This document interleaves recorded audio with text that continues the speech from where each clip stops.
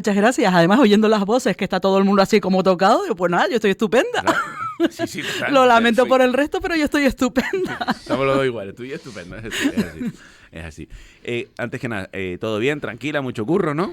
Muchísimo trabajo, pero bueno, como siempre, tampoco... Bueno, hay semanas la verdad que son más intensas que otras y esta semanita ha sido intensa, no lo voy a negar, esta semanita ha sido más intensa y además estamos metidos ya en el Cabildo con todo el tema de elaboración de presupuesto, Claro. el final de año que siempre es pisa el acelerador, bueno, un poquito más de estrés de lo habitual, pero bien, bien. Bien. Hay muchas cuestiones porque claro, las áreas que lleva, el área que lleva son heavy metal y da para todo. Yo siempre digo que aquellos o aquellas que tienen la valentía de ponerse al frente de un área como asuntos sociales y compañía, o y compañía, aparte de que tienes que conocer, también tienes que tener una madera especial porque hagas lo que hagas, no sé si estará de acuerdo conmigo, consejera, no va a contentar a nadie. Hombre, a nadie no, pero siempre van a haber problemas, sí, seguro. O sea, yo creo que hay gente que ha recibido respuestas a necesidades. A lo mejor la respuesta no es al 100% de sus expectativas, nos quedamos en el 50%, no lo sé, pero sí que hay respuestas y hay nuevos proyectos y hay gente agradecida, aunque no lo parezca. Aunque no lo parezca, hay gente agradecida, aunque te lo agradece, ¿no? Que yo siempre digo que no tienen que agradecer el que se cumplan sus derechos, porque cuando hablamos de acción social, hablamos de derechos de ciudadanía. Y Claro. chirría un poco que alguien te dé las gracias porque cumplas con una obligación, ¿no? O sea, pero bueno, la realidad es la que es. Y luego siempre, es cierto que siempre cuando a lo mejor taponas un agujero, te sale el agujero por el otro lado, ¿no? Y estás permanentemente haciendo. Y luego hay realidades que no se cambian en 2 días, ni en 2 años, y a lo mejor en 2 décadas, ¿no? Los indicadores de pobreza, y en Canarias, por ejemplo, son estructurales, ya no es una cuestión coyuntural, es una cuestión estructural. Cambiar las estructuras sociales es cambiar los pilares, el sistema social en el que se asienta y donde no depende además solo de una consejería. Ojalá o no pudieras cambiar las cosas desde acción social, pero para cambiar, por ejemplo, los temas de pobreza a nadie se le escapa que tiene que haber una economía sólida en el entorno en el que estás trabajando. Y economía sólida son políticas de empleo, políticas de impulso económico, empresarial. O sea, realmente es un conjunto de factores que abordan prácticamente la totalidad de sectores de la isla que al final van a incidir en pobreza. Pero cuando hablas de pobreza, miras en acción social, porque lo que estás buscando es esa medida de choque que algo tan importante como que tengas un plato de comida, tengas gas para poder cocinar y puedas pagar la luz, eso está. Y claro, eso corresponde a las áreas de acción social. Abrimos mesa con Juanma, bueno, con Pepe, con Santi y con Servidor. La primera, acabamos de escuchar que el Cabildo de Gran Canaria tiene más o menos el presupuesto para próximamente, dice que lo van a subir de manera exponencial. A día del presupuesto con el que cuenta desde tu consejería, ¿cómo está? ¿Y el próximo año lo van a subir? Sí. Desde que llegamos al Cabildo en el 2019, el crecimiento en el área social ha sido una constante. Y este año, en este último tramo de legislatura, también tiene una previsión del documento inicial que ya fue aprobado por el Consejo de Gobierno. Esto tiene una tramitación bastante compleja, pero bueno, el documento inicial contempla también una subida importante que no llega al 9%, pero por ahí anda. Pero claro, estamos hablando de una media de 250 millones de euros que maneja el IA, el Instituto de Atención Social y Sociosanitaria. Yo siempre... Porque a veces cuando hablas de millones de euros necesitas como un poco de referencia para entender si estamos hablando de mucho, poco, cuarto y mitad, ¿no? ¿De qué estamos hablando? Y esta mañana estaba oyendo que ya, por ejemplo, Santa Cruz ha presentado su presupuesto. Es superior al de Elías, son unos 300 millones, pero tampoco es tan superior. Te estoy diciendo que la totalidad del presupuesto del Ayuntamiento de Santa Cruz, donde está Acción Social, donde está su personal, donde están todas las áreas, desarrollo económico, cultura, todo, fiestas, todo lo que hace, servicios públicos, podría ser equiparable a lo que maneja el Cabildo solo en políticas sociales. Yo siempre digo que tengo un cabildo chiquitito, porque además es organismo autónomo. Eso quiere decir que la estructura administrativa es la misma que tiene el cabildo, que tiene su secretario, su interventor, toda la estructura administrativa. Pues bueno, eso se saca y se pone una estructura muy similar, por no decir prácticamente igual, en el organismo autónomo. ¿Para qué? Porque tienes tanto volumen de trabajo que digamos que te creas tu propia estructura para poder sacar todo ese volumen de trabajo. Bueno, si nosotros sacamos los presupuestos de los 7 cabildos, pues seguramente Elías de Tenerife sería, pues, si no el segundo, el tercer cabildo, solo por el presupuesto que maneja. Por lo tanto, tenemos un buque, un pedazo de transatlántico que manejar muy importante. Y la penúltima por mi parte, y voy con Pepe y con Santi, y esa capacidad autónoma que tiene, ¿es buena, es mala, regular o le viene bien para poder gestionar y darle agilidad, al fin y al cabo, a la llegada del dinero a esas personas que lo necesitan? Lo digo porque yo siempre tengo aquí debajo de nosotros, a Andrés, siempre estoy con él, lo veo, pues me dice Iván, y intento dentro de mis posibilidades siempre pues ayudarle, y yo siempre le digo, pero Andrés, lo conozco hace muchos años, le digo, pero Andrés, tú me estás diciendo la verdad, me estás diciendo la mentira, porque dudo, Andrés, que tú no puedas tener un techo, porque dudo, Andrés, que tanto tiempo sigas aquí sistemáticamente. Y después son muchas cuestiones que cuando te cuenta, no sé si todo es 100% real, no, también la desesperación de la persona. Es que es un tema muy complicado y hasta utilizar las palabras es bastante difícil.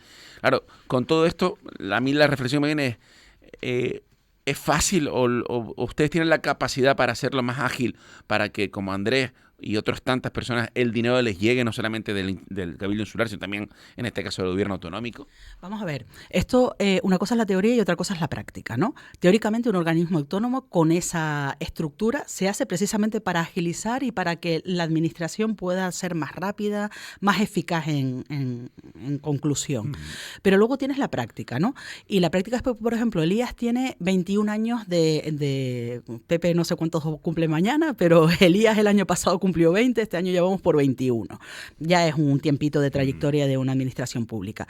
Para ponerte un ejemplo, los servicios centrales, la gestión administrativa, es decir, toda la gestión de contratos, de expedientes, administración pública necesita gestionar expedientes porque el control público es muy importante. Hace 20 años tenía 14 personas para todo Elías. 21 años después, con el triple de presupuesto, con el triple de actividades, con el triple de todo, o sea, un crecimiento espectacular de este organismo, teníamos 13, uno menos. Eso nos puede llevar sencillamente al colapso. Por eso acabamos de aprobar una plantilla, una reforma de plantilla de RPT, donde crecemos exponencialmente de forma muy importante en Elías, porque algo que nos empeñamos es que cuando vimos la situación dijimos, bueno, esto hay que arreglarlo, pero hay que arreglarlo poniendo ladrillos de pilares. Porque es que yo pongo como ejemplo, dice, esto parece que es un barco que como un Lego se le han ido sumando piezas y va creciendo el barco, ¿no? Y cada vez tienes una estructura de barco más grande, pero el motor es el mismo. Y claro, era un motor de una lanchita porque hace 20 años la realidad era absolutamente diferente a la que tenemos ahora. Por eso, yo sé que no es nada lucido en el sentido de que no es visible y que la ciudadanía a lo mejor no lo palpa políticamente hablando, ¿no? En la rentabilidad política de las cosas, esa rentabilidad entre comillas que queremos los políticos también vender nuestra gestión, ¿no? Claro. Pues dentro de eso, tú dices, es que nadie entiende o es difícil de explicar qué significa modificar una RPT. Suena hasta ¿de qué me estás hablando? Suena heavy. Te peleas conmigo en la calle en otro momento, ¿no? Sí, correcto. ¿Eso qué es? Pues eso es que pasamos de que teníamos en Elías 875 trabajadoras en estructura, fijos, en estructura, creados, y pasamos a 1011. Y ese refuerzo es absolutamente necesario, porque no vamos a poder hacer políticas de deshogarismo, como lo que acabas de nombrar, o no vamos a poder atender violencia de género, o no vamos a poder atender correctamente la infancia si no tenemos la casa en orden, con las cosas necesarias, con la cocina, con el baño, con el salón, con los muebles bien puestos, que todo es mejorable y serán insuficientes dentro de nada. Pero por lo menos se podrá vivir ahí. Esa casa tendrá la estructura mínima para poder funcionar. Entonces, a mí me dicen, ¿tú con qué te vas cuando te vayas a esta legislatura? ¿Cuál es el tema? ¿Violencia de género, que siempre ha sido un tema que a ti te ha tirado mucho y has estado? ¿O infancia o no? No. El legado, por utilizar algún término, o el asunto con el que yo me voy más satisfecha es haber logrado modificar la estructura, la RPT de esta estructura que el Cabildo necesitaba para poder dar respuesta a las necesidades de la ciudadanía. Si no, no vamos a ninguna parte. Pepe, Santi. Lo que pasa es que, Marian, yo le voy a exponer otros argumentos, ¿no? Y me gustaría oír su respuesta porque entiendo y parto de la base de que quizás sea el departamento más angustioso en este momento, Marian, que nadie le ha dado una perita en dulce y de que hay muchos asuntos que tienen que ver con el resto de la ciudadanía y que no sabemos dónde acudir. Por ejemplo, alguien que tiene a su padre o a su madre o a una persona mayor y que no sabe, o esa persona mayor que se ha encontrado ya sola y que no puede vivir sola en una casa y que necesita ir a una residencia geriátrica o que necesita estar con otros de su edad. Y no hay, tenemos una carencia más que evidente en este tipo de plazas, y por lo tanto yo le supongo a usted preocupada y ocupada en buscar soluciones a esto. Tenemos a muchos mayores ingresados en los hospitales y con una carencia de plazas, y por lo tanto no salen de ahí, porque digamos que ahí son, por lo menos entienden sus familiares de que esa puede ser una puerta de entrada, o que van a estar mejor atendidos que en casa porque trabajan las dos personas adultas de la relación, y por lo tanto no pueden atender a ese mayor. A mí me gustaría saber, ¿eso cómo lo va a solventar? Porque eso es realmente lo que nos está preocupando a todos, a los que vamos cumpliendo edad, y por lo tanto, ¿qué va a ser de nosotros el día de mañana si no quisiéramos estar en una casa solo? O a aquellos que dicen, ¿y dónde dejo yo a mi mayor? Porque no hay residencias para todo el mundo. Yo creo que la realidad que has descrito, Pepe, es incontestable, ¿no? O sea, la realidad es incontestable, y yo todos los días tengo 20.000 mensajes y llamadas de personas diciendo que están pasando situaciones muy complejas y que necesitan la respuesta para poder salir en su día a día de esas situaciones complejas. La realidad es incontestable. La solución yo creo que es una solución única, es una solución además que tiene que venir de la coordinación de las distintas administraciones, porque competencialmente cada uno tenemos una responsabilidad distinta, y uno de los grandes problemas que hemos tenido históricamente es que parecía que entre las administraciones competíamos, nos estábamos peleando entre nosotros, de esto es tuyo, no es mío, no es tal, no, es de todos. Es de todos, y a partir de ahí tenemos que trabajar. Y tenemos que pensar muy bien, Pepe, el modelo que estamos haciendo. Hablas de residencias, que sin duda son necesarias. Y nosotros estamos haciendo nuevas residencias y en un plan de infraestructuras para crear espacios físicos, ¿no? Los que conocemos como geriátricos, residencias de mayores, para que aquellas personas que lo necesitan tengan su plaza. Cuando yo llegué a Lías habían unas 5.400 plazas de dependencia, fundamentalmente de mayores, pero también de personas de dependencia. A fecha de hoy hay unas 7.400, hay más de 2.000 plazas nuevas. En estas plazas hay plazas residenciales, plazas donde la gente tiene pues una residencia y va, pero siempre hemos entendido que en la medida de lo posible la gente quiere estar en sus casas y ser atendidos en sus domicilios, y eso es una cuestión cultural que a nadie se les escapa. Aunque vivan solos, fíjate, yo me he encontrado con personas que viven solas, pero dicen, es que mi casa son mis recuerdos, es mi vida, es donde he criado a mis hijos, ya no están conmigo, pero es mi casa, es una parte de mí. Entonces, una de las cosas que hemos puesto en marcha es el servicio a domicilio especializado, que no estaba. Más de 240 plazas que vamos a tener en toda la isla para que en su domicilio, sin necesidad de salir de ahí, puedan ser atendidos. Yo creo que ese es un camino que tenemos que explorar de manera muy seria. Hay una cosa muy sencilla, que es la teleasistencia, que además la oposición me reprocha y dice, es que tú cuentas como plazas teleasistencia y eso es como un poco chorrada, ¿no? Mira, la teleasistencia es seguridad para personas que tienen problemas, pero que todavía tienen un grado de autonomía para poder vivir en su casa. Y es un sistema de alarma que lo que le da es la seguridad para poder vivir en sus casas, ¿no? Y hemos creado más de 700 plazas de teleasistencia. Lo que yo no entiendo, esa chorrada que es contratar a una empresa o una ONG, en este caso es Cruz Roja, que es la que está acreditada para poder hacer teleasistencia, no se había hecho antes, porque la posibilidad de la teleasistencia está desde que está la ley de dependencia, pero sin embargo no le habíamos puesto a nadie un servicio de teleasistencia, y llevamos ya 2 años poniéndola y vamos a duplicarlo, porque queremos que la gente esté en sus casas con seguridad, y es un sistema relativamente económico para la administración pública y eficaz para la ciudadanía. Entonces, tenemos que repasar los modelos y qué es lo que hacemos. Y sin duda, con esto no quiero decir que esté todo bien, porque ni de lejos. La dependencia posiblemente sea de los mayores problemas que tenemos. El tema de los hospitales, que Pepe también lo nombraba, de personas que están en los hospitales y que tienen el alta médica, están ocupando una plaza hospitalaria que es mucho más cara que una plaza sociosanitaria, y además bloqueando la gestión del hospital, porque tú tienes que hacer una operación, pero no puedes operar a una persona, a lo mejor tienes el quirófano, pero luego lo tienes que poner en una cama, y la cama está ocupada por una persona que no tenía que estar ahí. Entonces, el sistema quiebra, el sistema se rompe. Claro, yo siempre digo, vale, yo estaría encantada de dar plazas o priorizar a las personas que están en los hospitales, pero yo necesito que el gobierno de Canarias, que es quien tiene la competencia, porque a mí me dan las listas de espera todos los meses. Esta es la lista de espera, y obviamente yo tengo que seguir el orden de lista de espera, porque tienes que tener un criterio, y no si eres el último que llega no pasa el primero, ¿no? Si a mí me dan el criterio y ellos hacen la norma, que es quien tiene la competencia, para de entrada poder dar prioridad a personas que están en hospitales, Pues bueno, pero a mí tampoco me parece muy justo eso, porque hay personas que están en sus casas, que no están en hospitales y que están peor que los que están en hospitales. Eso hay que resolverlo. Y hay que resolverlo con diálogo y tomando decisiones desde las administraciones competentes. Pero ¿tendrá usted perras para todo eso? Porque, hombre, yo sé, mire, yo soy uno de los que además he dicho que no hemos tenido aquí nunca lo de la teleasistencia. En otros sitios, lo del botón que llevaba colgando el abuelo o la abuela estaba a la orden De del hace un día. montón de años. Sí, y aquí, sin embargo, nunca se ha hecho nada. Aquí, por poco que se haga, ya estamos doblando, Claro. entre otras cosas, porque no se ha hecho nada. ¿Tiene usted perras para hacer todo eso que nos acaba de relatar? Porque en este momento, su ámbito de competencia, que es la isla de Tenerife, Marian, ¿hay sitios donde puedan ir los mayores? ¿Podrá haber asistencia para todos los que la van a demandar en los próximos años? Sí y no. No puedo decir que esto se va a solucionar y que lo vamos a solucionar y que todo el mundo que tiene una demanda va a tener una respuesta, porque le estaría mintiendo. Y no estoy aquí para mentir a nadie. El presupuesto de dependencia es un presupuesto muy alto y el convenio de dependencia son más de 100 millones de euros. Pero también hay que echarle cabeza.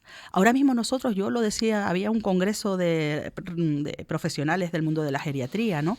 Y hablábamos precisamente de esto, del modelo de las residencias o de asistencia domiciliaria o qué es lo que hacemos. Nosotros tenemos un modelo que el 80% del presupuesto de infraestructuras o de atención está en el ladrillo. Y a lo mejor un 20, me estoy inventando un poco las cifras, pero no ando muy desencaminada, ¿eh? Me la estoy inventando un poquito por redondear, pero no ando muy desencaminada.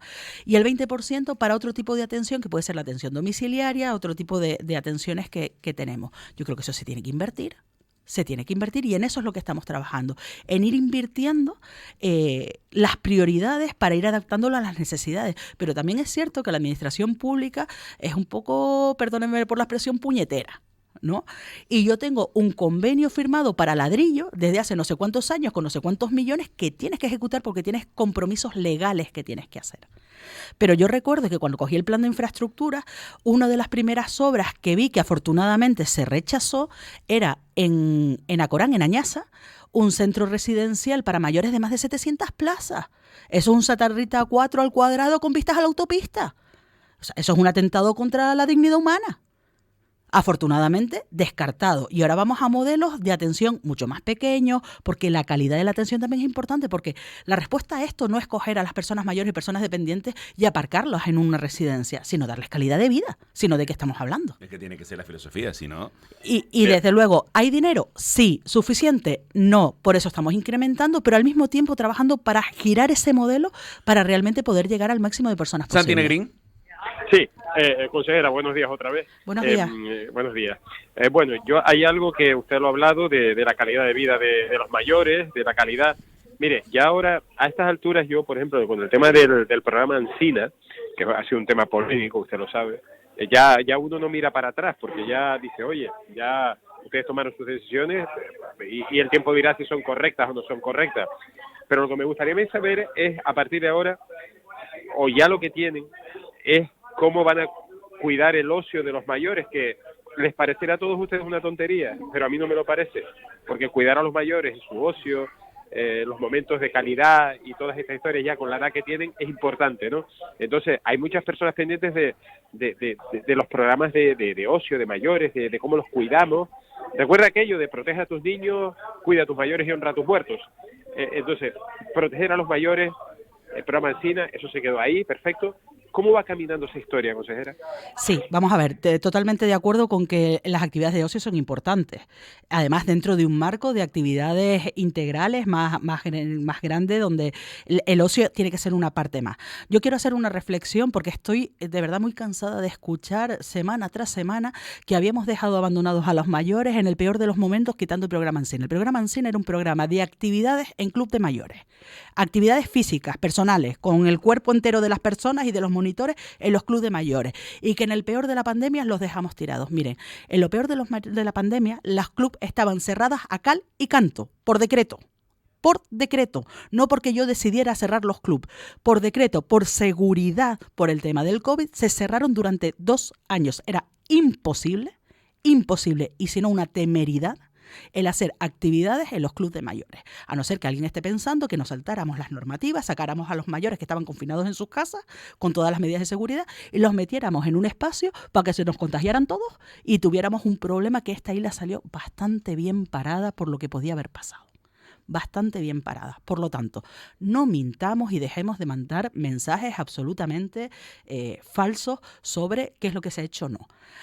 El modelo de Ancina a mí es un modelo que nunca me gustó, en el sentido que me parecía absolutamente incompleto. Atendía a una parte de la población que era la que estaba en los clubes, que no es precisamente la mayoría de las personas mayores, y además con un solo tipo de actividades. Y hemos creado lo que se llama el Conecta Mayores, que es un programa donde están implicadas todas las áreas del Cabildo, de forma transversal, donde además hemos puesto presupuesto con acciones que ya están en marcha. Hemos repartido más de 1 millón de euros en ayuntamientos que ya están, y durante el 2023 siguen haciendo actividades, porque además la competencia de la participación es municipal, que también aquí nos olvidamos a veces de quién tiene que hacer cada cosa. Y si quieres te da la retahíla de actividades que se están haciendo a lo largo y a lo ancho de la isla de Tenerife a través de todos los ayuntamientos. Mira, la semana que viene empezamos con un programa de turismo insular, porque cuando lo estábamos creando, cuando lo estábamos haciendo, y en consenso con todos los ayuntamientos, todavía lo del COVID no estaba muy claro, y yo para esto soy un poco cobardica, en el sentido de que soy muy prudente, y me pareció más prudente hacer turismo interior que sacar a la gente fuera sin saber cómo era la evolución todavía de la pandemia en ese momento y lo que nos podíamos encontrar. Pues bueno, la semana que viene ya tenemos a personas de Garachico y Los Silos en el sur, en hotel, con actividades programadas, con excursiones, porque también necesitan como de esas inserso, actividades. pero insular. Sí, pero también necesitan ese respiro después de lo que se ha pasado para la recuperación psicosocial de las personas, ¿no? En este presupuesto tenemos otro 1 millón de euros que vamos a dar a los clubes de mayores para empezar a dinamizar, y les está costando mucho. Yo he estado recorriéndome distintos clubes y decía, es que después de 2 años de parón, y de parón es porque los clubes estaban cerrados, o sea, ahora a la gente le está costando arrancar de nuevo. Y yo decía, vale, tenemos el avión con las bodegas llenas, con dinero y con actividades, pero necesitamos pista para despegar. Y estamos creando esa pista, porque hay que volver a crear rutinas. Y aparte de eso, tenemos por primera vez un estudio demográfico, mira, algo tan simple, un estudio demográfico de la población mayor en la isla de Tenerife, que ni lo teníamos, no sabíamos dónde estaban nuestros mayores. Y la subvención que hemos dado a los ayuntamientos lo hicimos con una tabla matemática. Ayuntamiento, número de población mayor de 60, mayor de 70, pues no es lo mismo los mayores de 70 que los mayores de 80. Si tienes dependencia, con claves de género. Y con eso hicimos una tabla de matemáticas, y Arafo te tocó tanto, y Adeje tanto otro, y Puerto de la Cruz tanto otro, con una tabla matemática, es decir, objetivizando según las necesidades de la población. Y ese es el trabajo que estamos. Y a lo mejor no le estamos dando la difusión o el bombo y platillo que tenían otro tipo de actividades. No lo sé, a lo mejor estamos fallando en la comunicación, pero sí que puedo garantizar que se están haciendo cosas, de forma ordenada, y que se van a seguir haciendo cosas, y vamos a ir creciendo cada vez más en la política de mayor, porque además es una demanda absolutamente clara y responsable de la propia sociedad. Pero es que quizás porque los mayores difusores de lo que hacía el SINA serían sus propios trabajadores, ¿no? A todos nos llamó poderosamente la atención la manera en la que se había desvinculado la plantilla del Cabildo, ¿no? Que dice terminó el contrato. Pepe, es que en esto también las informaciones son un poco confusas. Cuando termina, o sea, Ancina era un programa, era un encargo que tenía fecha de inicio y fecha de finalización. Cuando termina en la fecha de finalización, coincide con el tema del COVID, y nosotros tenemos que tomar una decisión. ¿Renovamos un encargo con una plantilla de 70 trabajadores con unos costes elevadísimos para sine día tenerlos en casa? ¿Con dinero público? Ya, pero también nos contaron que, por ejemplo, muchos de esos trabajadores se desvincularon de su puesto de trabajo con unas indemnizaciones que no se conseguían en ningún otro sitio. Claro, porque hubo que hacer un ERE. El ERE tiene unas elementos legales que hay que cumplir, y entre otras cosas están las compensaciones económicas que hay a la hora de negociar el ERE, y este ERE que es empleo, que eran de lo público. Yo creo que no, tampoco lo público puede ir racaneando derechos laborales, ha sido con una compensación económica importante. Por cierto, a pesar de eso, hubo una demanda colectiva. Presentaron una demanda en el juzgado, que lo presentó el presidente del comité de empresa de Elías en su faceta de abogado privado privado o sindical, pues ya no sé, ya me pierdo en qué faceta está en cada momento. Pero se presentó un convenio, un conflicto que los juzgados le dieron un cerrojo. Ya. Dijeron que Pero no, precisamente por eso, porque se les había indemnizado correctamente. Pero lo que se transmitió, Marian, en aquel momento es que, voy a emplear una expresión que quizás no sea la acorde, ¿no? Pero digamos que para que todo el mundo nos entienda, que se había entendido de alguna manera que ese era un nido de gente de Coalición Canaria. Que un echadero de votos de Coalición Canaria. Y lo que había, y que un poco se habló de su labor social y de lo que podían realizar. Lo que vimos es que ustedes, que son de otra fuerza política, que son de otro pensamiento y que quieren hacer otras cosas, pues optaban por pagar con tal de quitárselos de arriba, porque eso era una gente muy vinculada a los anteriores que habían gobernado en el Cabildo.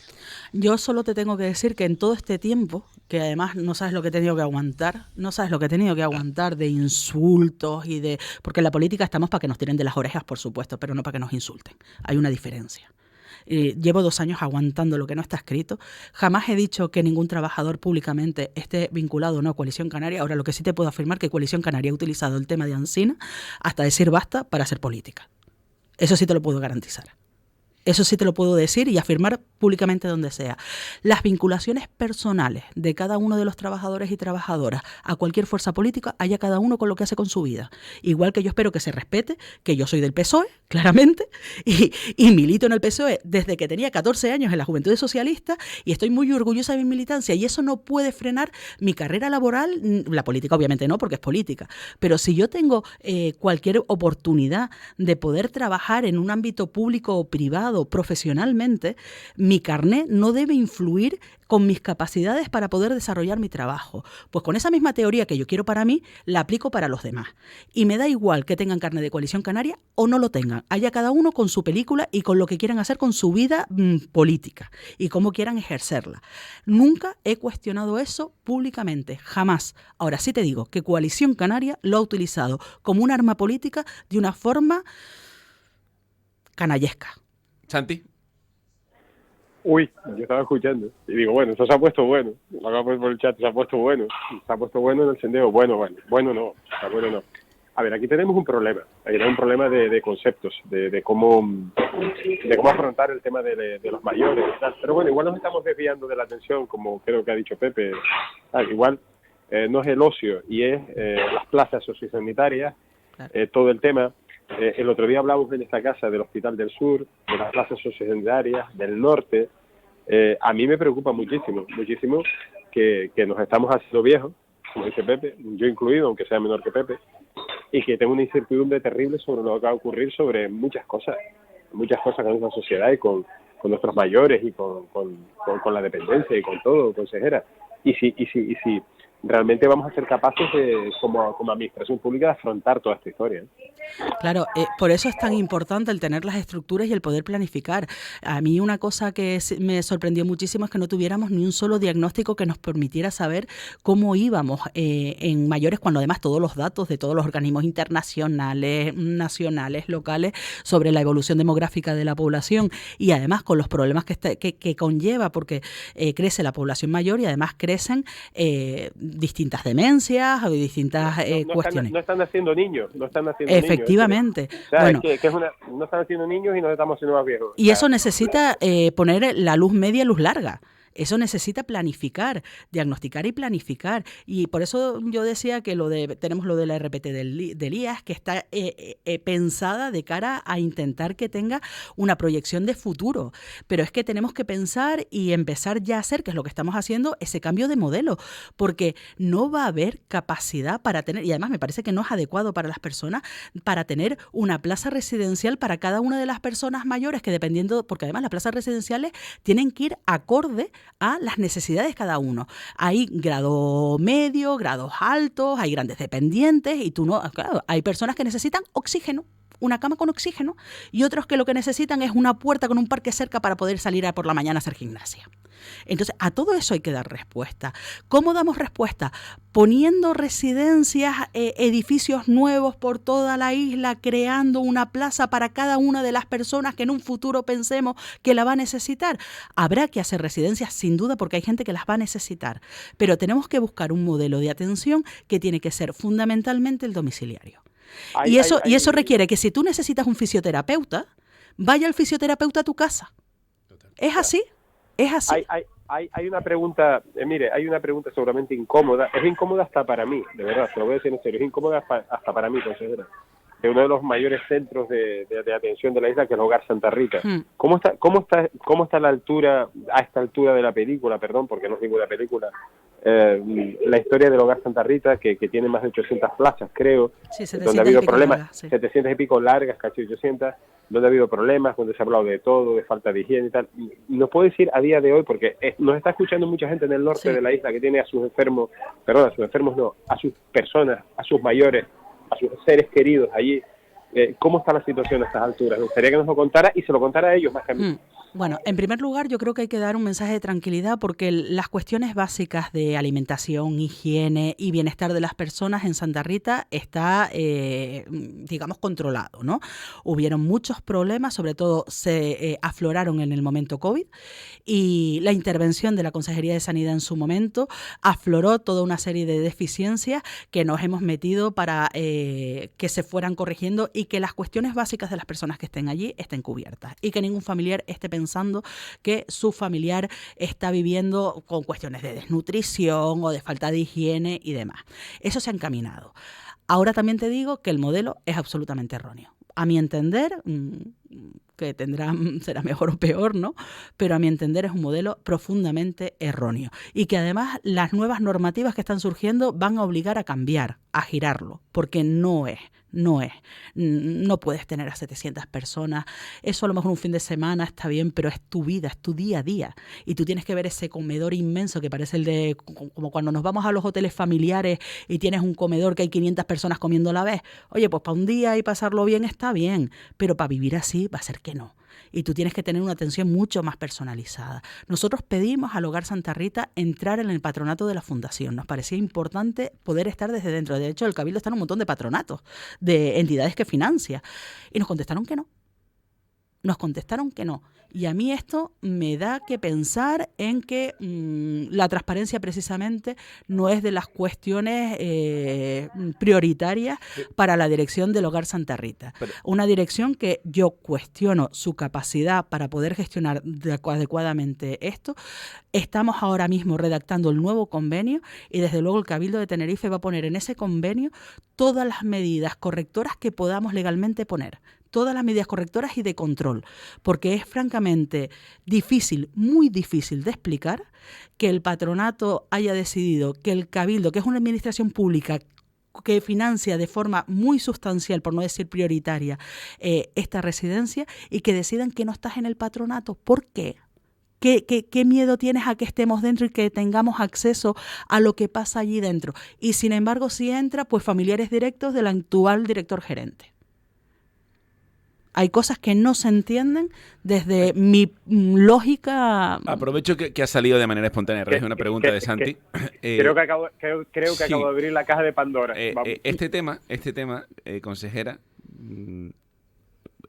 al final uno da con mucha gente y de repente te piden, oye, que tengo a mi madre o a mi padre. ¿Conoces a alguien en Santa Rita, no? Esto me imagino que nos ha pasado a todos. O sea, a todos. Y yo recuerdo... Esto hace 2 años, no voy a decir qué persona, pero es una persona, además, un empresario. Y yo recuerdo que yo le hice, no, sí, pero no, digo, no sé. Y me pregunta esta persona, ¿pero Santa Rita de quién es? Es una fundación privada. Claro, y yo le dije, digo, no, eso es privado, eso es una fundación. Dice, ¿pero de quién? Él volvió. Los patronos. Está financiada fundamentalmente por administración pública. El Cabildo por un lado, y luego hay un dato que yo desconozco, porque como va, digamos, a goteo de distintas fuentes de financiación que tiene que ver con los ayuntamientos, que cada uno tiene su convenio para financiar determinado número de plazas, al final esa suma de ingresos públicos es muy difícil de conseguir porque Santa Rita no te la da. así de sencillo. ¿Por qué no te la da? Por eso nosotros vamos a trabajar muy seriamente en ese convenio, porque desde luego la transparencia en lo público es fundamental. Estamos haciendo inspecciones periódicas para garantizar el buen trato a los pacientes, porque eso desde luego es la prioridad absoluta. Por eso quiero que también las familias, dentro de todo esto que estoy diciendo, estén tranquilas en esa parte. Pero luego hay muchas cosas que tenemos que aclarar porque no se entiende qué es lo que está pasando. A mí los números no me suman.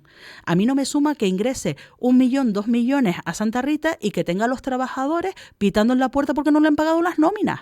Y dice, que el ingreso lo hice ayer. ¿Cómo que no te han pagado la nómina? Pues no lo sé y no tengo capacidad. Ahora en ese convenio voy a intentar tener la capacidad jurídica para poder controlar eso, para saber qué es lo que pasa. Pero el mejor control era estar dentro. Y yo no me entra en la cabeza todavía porque sencillamente nos han comunicado que han decidido que no. Incluso, fíjate tú, que pedí ir a la Junta General donde estaban todos los patronos, donde se iba a discutir la entrada de Elías. Digo, bueno, como invitada, por favor, quiero ir para explicar cuál es nuestra intención, porque nuestra intención es que los pacientes estén lo mejor posible. No hay ninguna otra intención, Sí. sino simplemente el que estén lo mejor posible. Y pedí, digo, pues, yo me voy al puerto y el día que tengan, dime día y hora, voy y les cuento cuál es nuestra intención y por qué queremos entrar en el patronato. No se nos dejó hablar con los patronos. Y eso a mí me da mucho que pensar y nada bueno. Por lo tanto, nosotros ahora tenemos una responsabilidad, que tenemos un convenio donde tenemos muchas plazas concertadas. Vamos a fiscalizar todas y cada una de esas plazas con todas las herramientas legales que tenemos para poder hacerlo. De hecho, en algún momento, cuando no teníamos claro cuál era la atención que se le estaba dando a los mayores, suspendimos los ingresos en Santa Rita. Aquí no va nadie hasta que yo no tenga clara que la alimentación es correcta, que la higiene es correcta y que todo es correcto. Se enfadaron mucho porque tuvieron una pérdida de ingresos, pero lo siento, primero está el bienestar de las personas. Porque podría darse el caso que el Cabildo dijera, no activamos ningún convenio, es decir, no ingresamos más. Porque acabo de escuchar algo, consejera, que a mí me acaba de acojonar. Es decir, si es privado, es fundación, son patronos, que no conozco los nombres de los patronos, me gustaría conocerlos. Y resulta que para pagar las nóminas estoy pendiente a que me ingrese el palo o los 2 palos. Es una forma que tengo siempre de decirlo del el euro, ¿no? Para yo pagar las nóminas, estoy pendiente. Para yo pagar las nóminas de la radio, de la tele, de esto y de lo otro, estoy pendiente de que el Cabildo me ingrese el 1 millón de euros o los 2 millones. Entonces, Houston, tengo un problema importante. Además, piensa una cosa, nosotros tenemos conciertos con multitud de entidades privadas donde tenemos plazas concertadas. Santa Rita lo que tiene es las características del centro y el número de personas que tiene porque es enorme. Sí. Pero nosotros tenemos plazas en el Hospital de Santa Cruz, en casi todos los municipios de gestión privada concertadas. Pagamos para que nos gestionen esas plazas. Con entidades del tercer sector, con muchas, que además tienen unas economías más frágiles. No son la Coca-Cola, para entendernos, y tienen economías más frágiles. La única entidad con la que tenemos problemas y que siempre le echa calías el que no tengo dinero para poder pagar es Santa Rita. Al contrario, hemos cambiado el sistema de pago para poder agilizarlo y que llegara a tiempo y que la gente no tuviera problemas de liquidez. Y hemos recibido la felicitación de prácticamente todas las entidades por ese cambio, porque siempre decían, contra chicos, que si me pagas tarde a mí me pone... Claro, son economías pequeñas y es cierto que los ponemos en un problema. Bueno, eso se ha solventado. Y con la única entidad con la que seguimos teniendo problemas es con Santa Rita. La única. Y tú dices, pero entonces, ¿cómo se está gestionando esto? Los gestores económicos de Santa Rita, ¿qué es lo que están haciendo? ¿Dónde está ese dinero? Porque no tienen un colchón como tienen todas las entidades para, si en un momento dado, garantizar las nóminas de los trabajadores, que para mí es fundamental. O sea, en el IA, yo tengo una tesorera que es la que libera el dinero, que le da el botón de pagar, ¿no? Sí. Y de repente alguien te llama y dice, es que no sé qué, no se ha pagado. Y tú la llamas y dices, ¿por qué esto no se ha pagado? Porque si pago ya, como no me ha llegado el otro dinero que tiene que llegar no sé dónde, estoy pagando de las nóminas de los trabajadores y eso no se toca. Ya, pero de todas maneras estamos hablando de un problema que le afecta a mucha gente. El Hogar Santa Rita, en el pasado, usted lo sabe bien, porque hemos tenido alguna conversación sobre eso, pues cumplía una misión, y es que el que no podía ir a una residencia privada porque su pensión no le daba para eso y porque sus familiares no podían aceptar, pues terminaban en el Hogar Santa Rita, que ha cumplido una función social hasta ahora bastante importante en este sentido. Los ayuntamientos, usted sabe sabe que tuvieron que hacer, como es el caso de Arafo, alguna gestión muy particular para tener también una residencia de mayores y en su entorno, en su término municipal, y que ahí pudieran ir los mayores de ese municipio, que no podían ir a una residencia privada porque no tenían perras para eso, ¿no? Entonces, tenemos un déficit, Marian, bastante considerable para ponernos en la media, no para superar, sino para ponernos en la media. Nos faltan 8.000 plazas en esas residencias de mayores. No, Pepe, no nos faltan 8.000 plazas. Hay 8.000 personas en lista de espera de dependencia que pueden tener plazas, que pueden tener plazas residenciales, que puede ser centro de día, que puede ser de la asistencia. Pero no hay las tenemos, pero no nos es, está ahora no diciendo efectivamente que hay 8.000 personas en la lista de espera. No. Sobre la lista de espera podríamos hablar cantidad. Claro, pero esto es como tú dices, ¿no? en la lista de espera de sanidad. ¿Cuántas personas hay en el sistema sanitario en lista de espera? Pues no lo sé, ni me lo imagino, tropecientas mil. De las tropecientas mil, ¿cuántos necesitan una cama hospitalaria? Pues a lo mejor cuarto y mitad, y la otra mitad son operaciones ambulatorias y la otra son pruebas diagnósticas. No se puede decir estamos eso. En lista de espera. Yo le cuento, sí, pero no necesitamos, para no tener que acudir a nadie. Necesitamos 8.000 plazas residenciales. Necesitamos dar respuesta. Si son 8.000 las personas que están en lista de espera, que va variando mucho a lo largo de todos los meses, pongamos que esa cifra sea correcta, que no lo es del todo, pero tampoco anda muy desencaminada, ¿vale? Si tenemos a 8.000 personas en lista de espera, lo que tenemos que dar respuesta es a 8.000 personas que están en lista de espera y necesitan distintos tipos de respuesta. No son 8.000 camas en un edificio. Eso no es así. Pero da lo mismo como usted lo quiera vender en este momento, Marian, pero la cuestión es que las necesitamos. ¿Dónde ponemos? Hay más de 300 personas con el alta hospitalaria dada en hospitales y que sin embargo no la abandonan porque no tienen dónde ir, porque sus familiares no lo pueden acoger en sus casas. ¿Y tú no crees, Pepe, que las personas que están de alta hospitalaria, si estuvieran en sus casas y tuvieran la respuesta a domicilio necesaria, no necesitarían una plaza residencial, sino que alguien vaya a sus casas determinadas horas para poder completar las necesidades que tienen en domicilio? Y no es una plaza residencial ni en Santa Rita. Pero no le estamos dando ninguna respuesta ahora mismo, Marian. No le estamos dando ninguna respuesta en este momento. Y esa gente está deseando de que alguien de verdad le dé una solución. ¿Por qué cree usted que va la gente a tocar en la puerta del Hogar Santa Rita? Quizás porque sea el centro eso tampoco más... es muy así, me vas a perdonar. Santa Rita, cuando se creó, sí es cierto que había mucho, digamos, de esa política de caridad, ¿no? De yo cojo a cualquier persona, todo el que viene por aquí. De hecho, era tan caridad que no tenían ni regularizado ningún trabajador. Porque uno de los grandes problemas económicos que tenía Santa Rita era que los trabajadores no tenían contrato. Y eso supuso un conflicto laboral y con la seguridad social de AUPA. Y que se resolvió porque las administraciones públicas arrimaron el hombro en ese momento, porque bueno, era lo que había y porque no habían otras respuestas.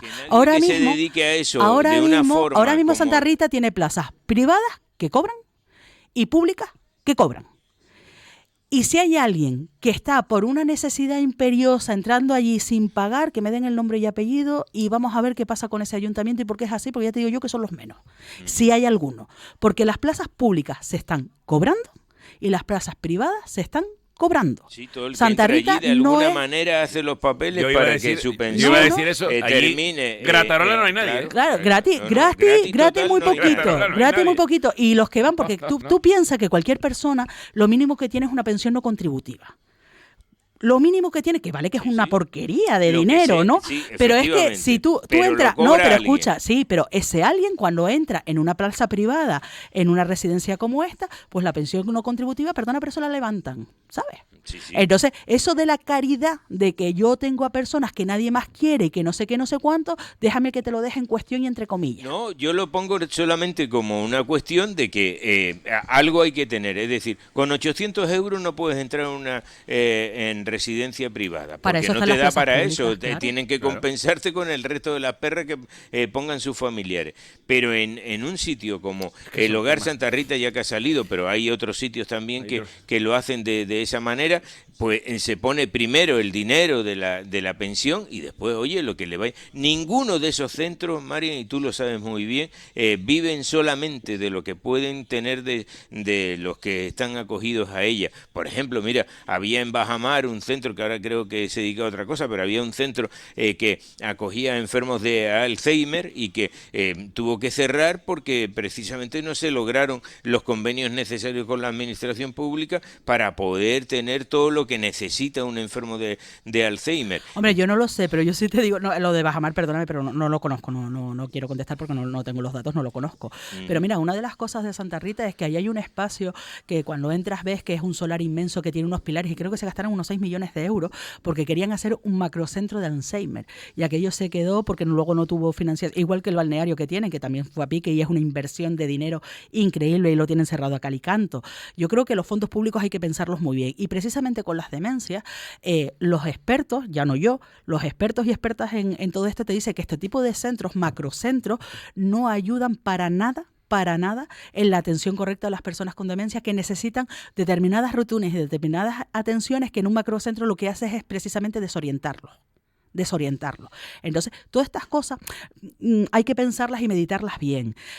Lo que no quiere decir que estemos parados en el tiempo meditando en eterno. Pero también te digo, el sistema como sistema público tiene que funcionar y son derechos y las personas tienen que tener sus ingresos mínimos vitales, que es algo nuevo que se ha creado y que está ahí, y tienen que tener las residencias que sean necesarias porque hay personas que nos guste o no nos guste no pueden estar en su domicilio, entonces necesitan una cama y una residencia y ahí tenemos un plan de infraestructura sociosanitaria. Ahora mismo tenemos, si no en licitación, ya en obras, 9 obras en la isla para dar respuesta a esa realidad, pero como entendemos que además el sistema tiene que cambiar en la ayuda a domicilio especializada, que no es que vayan y te limpien y te dejen algo de comida, sino mucho más, porque a lo mejor necesitas un logopeda, porque a lo mejor necesitas un fisio, es lo que estamos creando para hacer más de 240 plazas y son muy poquitas, pero empezamos por eso con ánimo de creer.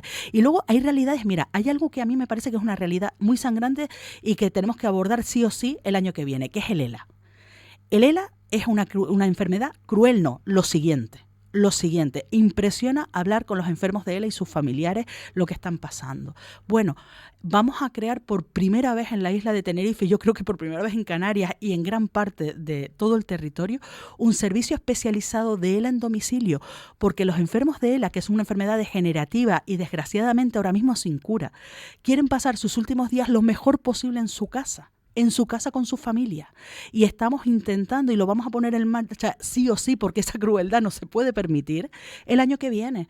El proyecto de ayuda a domicilio de ELA tiene que estar. ¿Qué hacemos, Pepe? ¿O hacemos un proyecto de ayuda a domicilio e intentamos darle un mínimo de calidad de vida? ¿O los meto en Santa Rita? Es que no puede ser, es que hay que pensar también en la calidad de vida de las personas y en el sistema que estamos poniendo, ¿no? Y eso implica, y es complejo, de verdad que es muy complejo. La dependencia yo creí que sabía de esto cuando llegué, creí que sabía de esto y cuando me encontré con la realidad de Elías me di cuenta que sabía muy poquito, que todavía tenías que aprender mucho de un sistema complejo y que está mal. ¿Cuánto vale? Y que tiene que mejorar y mucho. El servicio a domicilio de ELA va a ser muy caro. ¿Cuánto vale un anciano en Santa Rita? ¿Cuánto vale al mes? En Santa Rita. Ay, pues mira, te voy a decir, te engaño, pero las cifras están en el convenio y además está publicado, porque dependiendo del grado que tenga esa persona es que yo tengo y la una plaza cifra, que ocupa, y si yo multiplico esa cifra, 700 personas. Hay una plaza día, o sea, está cuantificado en el convenio lo que cuesta plaza día, ¿no? Lo que te cuesta esa persona en alimentación, en higiene, en los trabajadores, sí. Además establece los ratios de cuántos trabajadores tiene que estar, lo que cuesta estar ahí diariamente. Es que yo tengo una cifra que me han dado. Y es igual en Santa Rita que para el resto de entidades, la plaza precio. Y yo si multiplico esa cifra de 700 personas por... No voy a darla porque es que me salen unos números muy grandes, consejera, a la derecha, muy grandes. Esas 700 personas, grosso modo, por esa cuantía mensual, es mucha pasta, ¿eh? No, es mucho dinero. Nosotros invertimos una cantidad de dinero muy importante. No se puede hacer ese cálculo en bruto, no es acertado porque cada plaza, según su tipología, tiene un coste. Claro. ¿Vale? Entonces, las plazas de día no cuestan lo mismo que las plazas residenciales, las residenciales dentro de las distintas y las de promoción.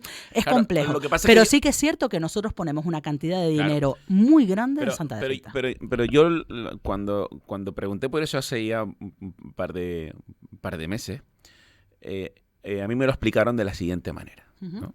Fíjate que es sencilla. Dice, vamos a ver, Iván. Tú te vas a comprar un piso. Y el constructor o promotor te va a vender el piso de 2 habitaciones. Me dijo, pon la calle Ángel Guimerá, en el centro de Santa Cruz. Es una calle bien, venida menos, pero bien. 2 habitaciones, 285.000, 300.000 euros. El costo del constructor promotor, ¿cuánto es sobre ese PVP que te pone a ti? Sí, el 70%. Entre papeleo, gastos generales, materiales, etcétera, etcétera, etcétera. Claro, el 70%, grosso modo, de 300.000 euros es dinero. Sí, pues, para que te hagas una idea, el precio mes persona en Santa Rita viene a ser lo mismo. Es decir, el 70% son costos generales entre empleados, todo gastos corrientes, gastos corrientes y compañía, y ese 30% es beneficio prácticamente neto, que después de ahí vete al impuesto a sociedades para la fundación, que encima tiene la variable de fundación. Claro, yo digo, es que esos números son números gordos. En neto y después de ganancia para una empresa que después te dice, consejera, que las nóminas. Por eso yo decía, vamos a ver, yo esos Ojo, números no los puedo corroborar en este momento. No sé si es el 30, el 20 o cuál es el margen de beneficio que puedo, porque cuando además una empresa privada, ya no fundación, se mete a conveniar plaza, es porque obviamente tiene un beneficio empresarial, porque no son ONG. Que me parece no bien, que yo no critico eso. No, que sí, o sea, no, digo que tiene que haber un margen siempre de beneficio empresarial, porque si no, esto no tiene sentido ninguno que se metan a esto, ¿no? O por lo menos a mí no me vendría. Por eso yo estaba diciendo al principio, y creo que lo comenté, que los números no me cuadran. A mí no me cuadra el dinero que hacemos, el dinero que ponemos, sí. el dinero que se le ingresa, con unos estudios económicos muy serios, técnicos, del qué es lo que cuesta, cuánto cuesta y cómo se hace cada una de las cosas, el dinero que invertimos, con que de repente, no una vez, ni dos, ni tres, ni cuatro, sino que de forma sistemática, cada 2 por 3, tengamos a los sindicatos diciendo, es que no nos pagan la nómina, es que hay retraso, y al gerente, el director gerente de Santa Rita, siempre mirando el cabildo y diciendo, es que no me pagan, que no me pagan. Pues chico, de verdad que has de mirar cómo estás gestionando esto, porque los números no cuadran. Y que luego encima, porque claro, como los números no cuadran y yo pido información y la información no nos llega, información jurídica. Hay una denuncia del tema del COVID en el juzgado que hemos pedido, por favor, que nos cuenten cómo está eso, no nos lo cuenta. Información de gestión, información económica. Y como esa información nos llega de forma sesgada y parcial, hemos pedido estar en el patronato porque queremos tener todo claro. Y la respuesta es que no. ¿Y qué fundación, con además el carácter, digamos, social, altruista, que teóricamente tiene, coge a una administración pública, porque no es a Marian Franquet ni el Partido Socialista que ahora estamos, es al Cabildo de Tenerife, es a la ciudadanía de Tenerife. Es para el que nosotros, el dinero que ponemos es el dinero de los ciudadanos de Tenerife, de sus impuestos, el dinerito tuyo y mío y de todos que pagamos, es el que estamos gestionando. Y a la misma sociedad que le está diciendo, ay, nosotros hacemos esto por el bien de la sociedad, le está diciendo, pero aquí no entres, quédate en la puerta, no me entres a ver lo que estoy haciendo. Oiga. Vamos a ver, ahí voy yo, es decir, vamos a ver. Y a mí es que no me cuadra la historia, consejera, e Iván no me cuadra la cuenta, Pepe, es decir, ¿cuánto es una pensión no contributiva? 600, 700 euros, ¿no? Más o menos. 60. Poco arriba. Sí, 860 en este momento. 860. El mayor que va a Santa Rita pone su pensión contributiva a disposición de ese centro, de Santa Rita. Vale. A partir de ahí se inicia otro camino, que es la diferencia entre lo que pones tú y lo que cuesta el resto de la historia. Que el resto de la historia lo paga, como acaba de decir la consejera, el Cabildo. No, perdón, lo pagamos todos nosotros. Vale, entonces, a mí me gustaría saber cuantificado 860 más lo que paga el Cabildo, cuánto está costando cada plaza diaria de estas personas, porque no hablamos de un tema de que estemos regalando nada, estamos hablando de dignidad de las personas. Entonces, ¿cuánto vale la dignidad de las personas? Es lo que me gustaría saber, es decir, ¿cuántos son? 1.500, 1.600, 1.800, si no lo podemos cuantificar, pues tampoco lo cuantificamos, no pasa nada.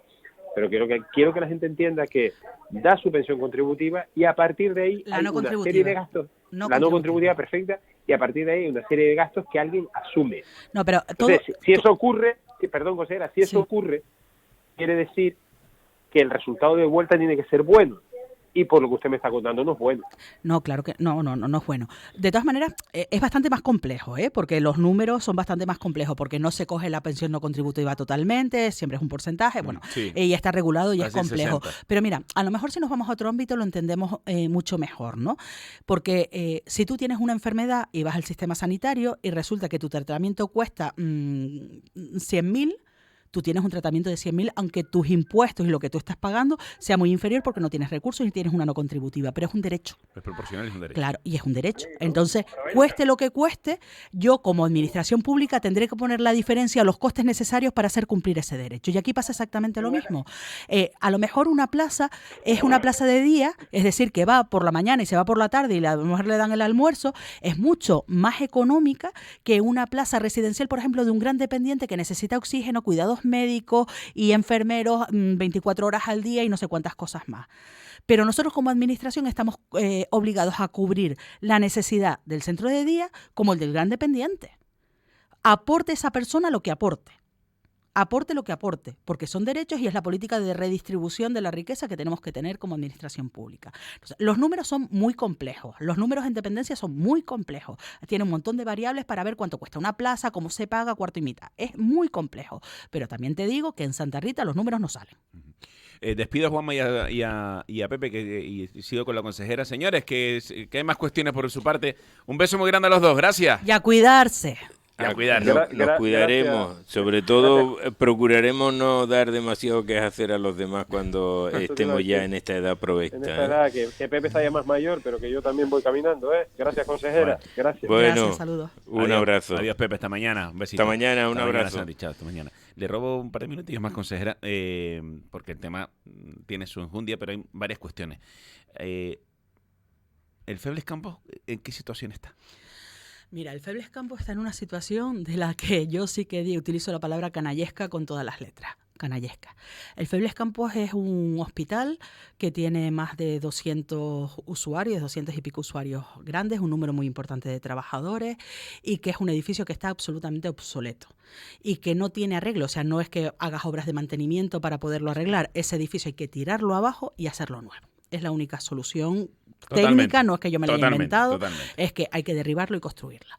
¿Cuál era el gran problema? Que para derribarlo tienes que sacar obviamente a las personas de dentro y colocarlos en un centro, tanto a los trabajadores como a los usuarios, adecuado. Y es un centro de grandes dimensiones y en la isla de Tenerife encontrar un centro de esas dimensiones se hacía harto complicado.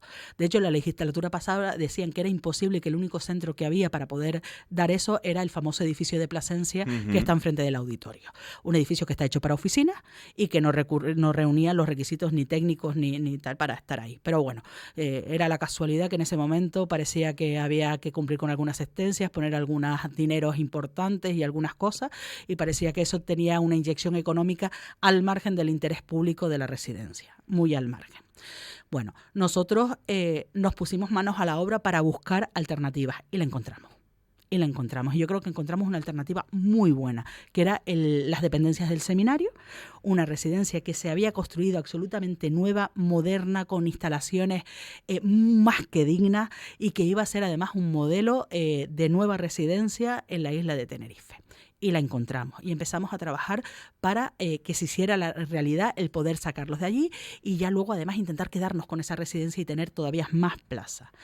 Nos encontramos con un comité de empresa en Elías que empezó al presidente del comité de empresa, don José Luis Gutiérrez, siempre le gustó el edificio de Plasencia, lo he dicho públicamente un montón de veces. Esa solución le gustaba mucho. Y de repente nos encontramos con que esta misma persona, que es el presidente del comité de empresa, sorpresivamente era también el responsable empresarial, es decir, por la empresa de Teleférico del Teide, que es una empresa pública del Cabildo. Es decir, por un lado representaba a los trabajadores y por otro representaba a la patronal, a la empresa, a 3.000 euros mensuales, trabajes o no trabajes, pagadas por el entonces o contratadas por el entonces presidente de Teleférico del Teide, que era don Carlos Alonso. En ese momento había una paz social en Elías estupenda.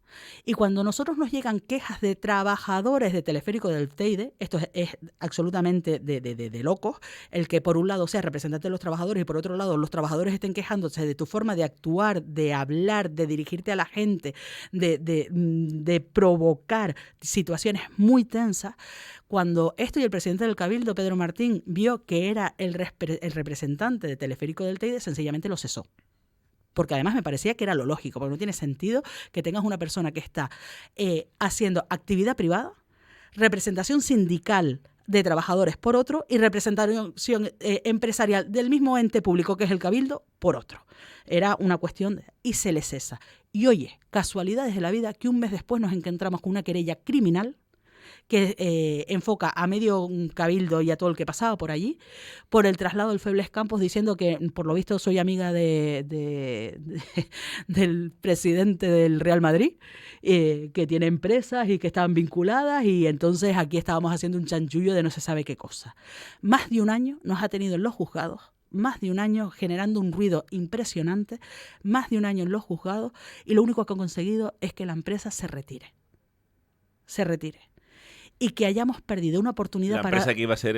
efectivamente, que era Clece. Que era Clece. La empresa se retire y que una oportunidad que teníamos para dar dignidad a las personas, porque mira, que yo ya he estado un año en el juzgado, por cierto, querella archivada, y con una jueza que dice que había intereses políticos detrás, en la sentencia, no me lo estoy inventando yo, lo dice claramente en la sentencia, querella archivada. Lo único que se ha conseguido es que una respuesta que le iba a dar dignidad a los usuarios del Febles Campos se haya perdido.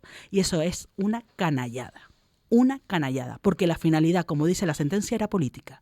Y hemos puesto el bienestar de más de 200 personas, le hemos fastidiado su bienestar en los próximos años por una canallada política a la que Coalición Canaria le ha seguido con los ojos cerrados, cogiditos de la mano. Y ha sido una canallada política, pero no para mí, que me he visto en la picota durante un año y medio con esto. No para mí, para los usuarios del Febles Campos. Es una canallada para nuestros mayores. Es decir, esa querella ha sido... ¿Archivada?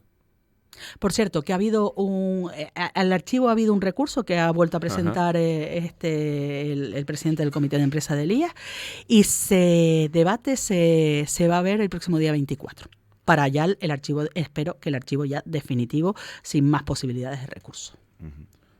Y con una sentencia que dice claramente que había fines políticos detrás de la querella. Y en un pleno extraordinario que tuvimos hace poco, un compañero mío de corporación, el director insular de Presidencia, Aarón Afonso, decía que él no creía en las casualidades, sino en las causalidades. Y yo lo comparto plenamente. Y no es mucha casualidad, yo no me creo que sea una casualidad, que haya un cese laboral para mí una clara incompatibilidad política de gestión y de estar en los distintos espacios del Cabildo, y que al mes siguiente venga una querella, y que al mes siguiente Coalición Canaria haga determinados movimientos, y que yo las casualidades me las creo bastante poquitas. Llevo muchos años en política y a lo mejor mi mente ya está en un nivel no sano, a lo mejor ya tengo una mente un poco insana, pero me cuesta mucho creer que todo esto haya sido casualidad. Pues clarito. 10:28, consejera, gracias. Oye, muchas gracias por el ratito. No, un placer. No, ha sido... ¿Has estado tranquila, hablando a gusto? Sí, he estado muy a gusto. Esa es la idea. He estado muy a gusto. Se lo agradezco también al resto de contertulios, además por el interés que sé, porque los conozco a los tres por separados y juntos, y sé que además el interés que tienen siempre por los temas sociales. Así que muchas gracias. Gracias a ti, gracias a todos los compañeros por esta entrevista, porque el objetivo siempre de esta casa, Despierta Canarias, de Radio Marca, en 22 años de vida, es que todo el mundo venga, se exprese. Hemos abierto la faceta de información política generalista hace 4 temporadas ya, y aquí el PSOE bienvenido, el PP bienvenido, Coalición Canaria bienvenido, Nueva Canaria bienvenida, Podemos bienvenido, porque lo importante es que la gente escuche lo que cada uno tiene que decirnos, y nunca hacer un tercer grado a nadie, porque eso es a mi juicio, como mal periodista, eso es lo peor que hay, porque es fácil aquello de fala, pocos hace, ¿no? Que es muchas veces el trabajo de muchos de nosotros, y yo el primero, para que nadie se ofenda. Marian, un placer como siempre, y además tú eres guerrera, o sea que eso está claro, eso está claro. Gracias, Marian. Muchas gracias. Seguimos en directo, 10:29, Despierta Canarias.